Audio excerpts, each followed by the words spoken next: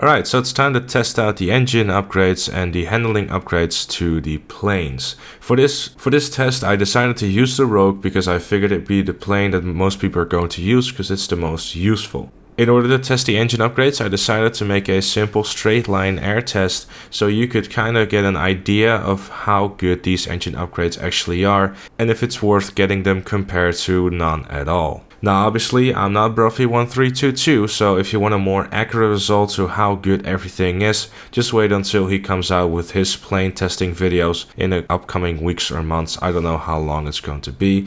These tests are simply to give you a general idea about how well these upgrades are, especially the handling upgrades. Right, so let's start off by the engine upgrades. The engine upgrades are actually fairly simple to test, so we'll start with those. On this air test, I simply went from east to west and I drove a straight line with as minimal adjustments as I possibly could. Obviously, within GTA 5 there's turbulence, so sometimes you had to adjust a little bit as well. Right, so what I did is I went from west to east in a straight line and I tested out how quick a plane would go from start to finish. I did this 3 times in a row and all the results will be shown on screen. All the results were all around the same time, so you could say that they're all pretty accurate. Right, so let's start off by engine upgrade number 1. In the first engine upgrade I got 3 times. The first one was 49 seconds, the second one was also 49 seconds, and the third one was also 49 seconds. Meaning that with the first engine upgrade, obviously the slowest one, it will be 49 seconds to get from start to finish. Now looking at level 2, you had 48 seconds, 47 seconds, kind of 48 if you look at the time precisely, and also 48 seconds. So you could say that from level 1 to level 2, you will get a full second speed advantage. Hello darkness, my new friend. Also, never ever enable everyone chat, it's a very bad idea. Moving on to level 3, we have a 46 second time, a 47 time, and another 46 kind of 47. So what you could say for level 2 to level 3 speed increase, it would be 1 to 2 seconds, which is quite significant. And then moving on to level 4. First of all, I got a 46 second time, then a 45 second time, and then a 46 second time. So what you could say is that the time difference between level 3 and level 4 is not really that significant. The biggest bump in time you're going to see from level 2 to level 3, but I feel like because of the level 4 and level 3 are so close, a bit more distance probably would have done the job. So yeah, definitely it's worth getting the level 4. It seems like it's accelerating a lot faster and the speed overall seems to be quicker too. And if you're going for jets, I'm pretty sure that the differences between times will be a lot bigger. Like I said before, this is just to give you a general idea how big these engine upgrades are, and they seem to be pretty much on the line of the engine upgrades for vehicles on the ground. Now it's time to check out the handling upgrades. Here is where stuff gets difficult for me as a video creator, because the handling upgrades are really something that is personal taste.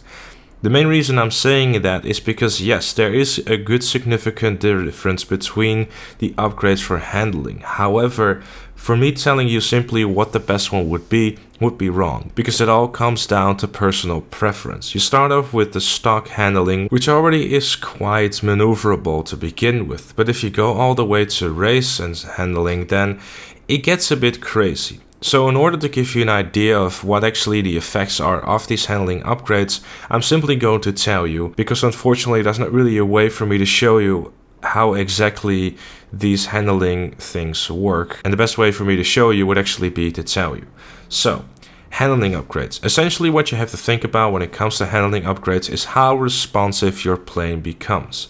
If you have the stock, then it's, pretty normal, I suppose, but if you go all the way to race, then it gets quite crazy. The way you have to think about these handling upgrades is that as soon as you press L1, and I'm going to use the PlayStation controller as an example here, your plane will respond. Just how quick and how aggressive, that's entirely up to the upgrade. The same thing goes from tilting your plane from left to right when using your left stick. When it comes to going up and down, there seems to be no effect at all. I tested this as well by trying to do a loop.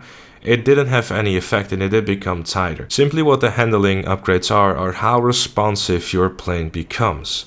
Now again, like I said, this all comes down to personal preference. Personally, I prefer to use the sports handling, mainly because it seems to be the one that is still very responsive, yet not too responsive, and I feel like the race one is a bit too crazy.